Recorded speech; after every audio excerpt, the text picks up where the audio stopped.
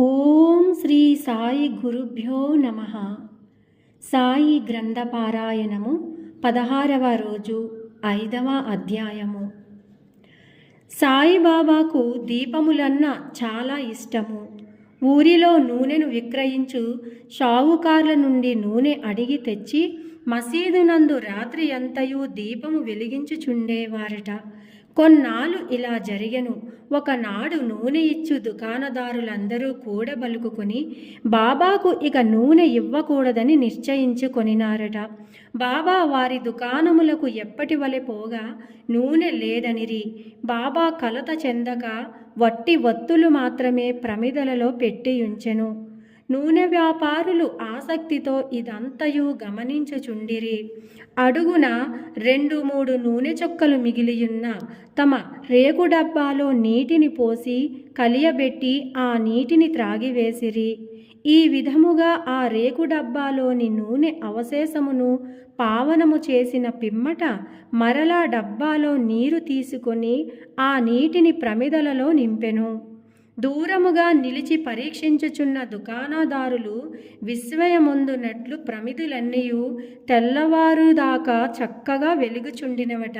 ఇదంతయు చూసి ఆ సావుకార్లు పశ్చాత్తాపపడి బాబాను మన్నింపమని కోరినారట. బాబా వారిని క్షమించి ఇకపైననైనను సత్యము వంట పెట్టుకొనుడని హితవు చెప్పి పంపివేసిరి. అంటే బాబాగారు నూనె అడిగినప్పుడు నూనె లేదని అసత్యం ఆడుటకు ఆయన యొక్క లీలలను చూపించి వారికి సత్యము పలుకమని వారికి హితబోధ చేయడం అన్నది ఈ బాబాగారు చెప్పినారన్నమాట. పైన వివరించిన కుస్తీ జరిగిన 5 ఏండ్ల తర్వాత అహ్మద్నగర్ నుండి జఫర్ ఆలీ అను ఫకీరుడొకడు శిష్యులతో రహతా వచ్చెను. వీరభద్ర మందిరమునకు సమీపమున ఉన్న స్థలములో దిగినట. ఆ ఫకీరు బాగా చదువుకొన్నవాడు, ఖురానంతయు వల్లించగలవాడు, మధుర భాషణుడు. ఆ ఊరిలోని భక్తులు వచ్చి వానిని సన్మానించుచు గౌరవముతో చూచుచుండెడివారట. వారి సహాయముతో వీరభద్ర మందిరమునకు దగ్గరగా ఈద్గా అను గోడను నిర్మించుటకు పూనుకొనెను. ఈదుల్ ఫితర్ అను పండుగ నాడు మహమ్మదీయులు నిలుచుకొని ప్రార్థించు గోడయే ఈద్గా. ఈ విషయములో వివాదము లేచి అది ఘర్షణలకు దారి తీసెను. దానితో జఫర్ అల్లీ రహదా విడిచి షిరిడీ చేరి బాబాతో మసీదు నందుండసాగినట. ప్రజలు వాని తీపి మాటలకు మోసపోయిరి. అతడు బాబాను తన శిష్యుడని చెప్పువాడు. బాబా అందులకు అడ్డు చెప్పక శిష్యుని వలనే మసులుకొనినారట. తరువాత గురు శిష్యులిద్దరూ రహతాకు పోయి అచ్చట నివసించుటకు నిశ్చయించుకొనిరి. గురువునకు శిష్యునకు శక్తి ఏమియూ తెలియకుండెను. శిష్యునికి మాత్రము గురువు యొక్క లోపములు బాగా తెలియను. అయినప్పటికీ బాబా ఆ కపట గురువుని ఎప్పుడూ అగౌరవించక శిష్యధర్మమును శ్రద్ధగా నెరవేర్చుచుండెడివారటండి. అప్పుడప్పుడు వారిరువురు షిరిడీకి వచ్చి పోవుచుండెడివారు. కానీ అధికముగా రహతాలోనే నివసించేవారు. షిరిడీలోని సాయి భక్తులకు బాబా ఆ విధముగా రహతాలో ఉండుట ఎంత మాత్రమూ ఇష్టము లేకుండెను. అందుచే వారందరూ కలిసి సాయిబాబాను మరలా షిరిడీకి పిలుసుకొని వచ్చుటకు రహతా వెళ్ళినారట. వారు రహతాలో ఈద్గా వద్ద బాబాను ఒంటరిగా చూసి వారిని తిరిగి షిరిడీకి తీసుకొని పోవుటకై వచ్చినామని చెప్పిరి. జఫర్ ఆలీ ముక్కోపియని, ఆయన తనను విడిచిపెట్టడని, అందువలన వారు తన యందు ఆశ విడిచి ఫకీరు అక్కడకు వచ్చు లోపల షిరిడీ మరలి వెళ్ళుట మంచిదని బాబా వారికి సలహా ఇచ్చినారట.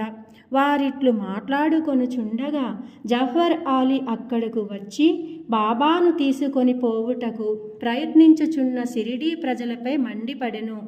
కొంత వాదోపవాదములు జరిగిన పిమ్మట గురు శిష్యులిద్దరూ తిరిగి షిరిడీకి పోవుటకు నిర్ణయమైనది.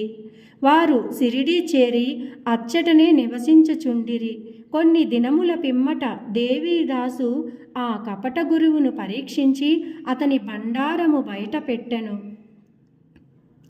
చాంద్ పాటిల్ పెళ్లి బృందముతో బాబా షిరిడీ వచ్చుటకు 12 సంవత్సరముల ముందే 10-12 వయసులో దేవీదాసు షిరిడీకి చేరెను. వారు మారుతి దేవాలయములో ఉండేవారట. దేవిదాసు చక్కని అంగసౌష్ఠవము, తేజోవంతములైన నేత్రములు కలిగి నిర్వ్యామోహితావతారము వలె జ్ఞాని వలె కనిపించుచుండెను.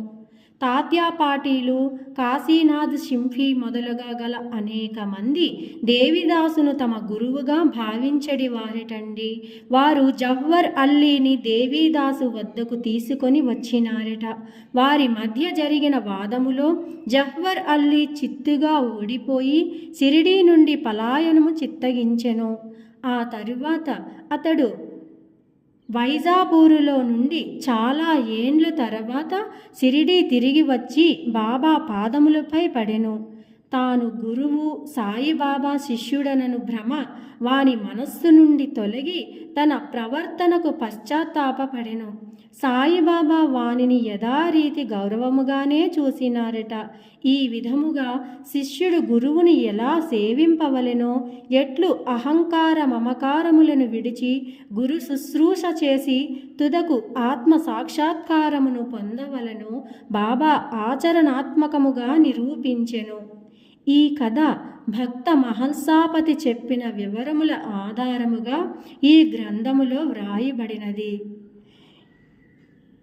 శ్రీ సద్గురు సాయినాథార్పణమస్తు.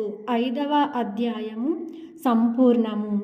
సాయి గ్రంథపారాయణము మొదటి నుంచి చూడని వారు ఛానల్ని సబ్స్క్రైబ్ చేసుకోండి.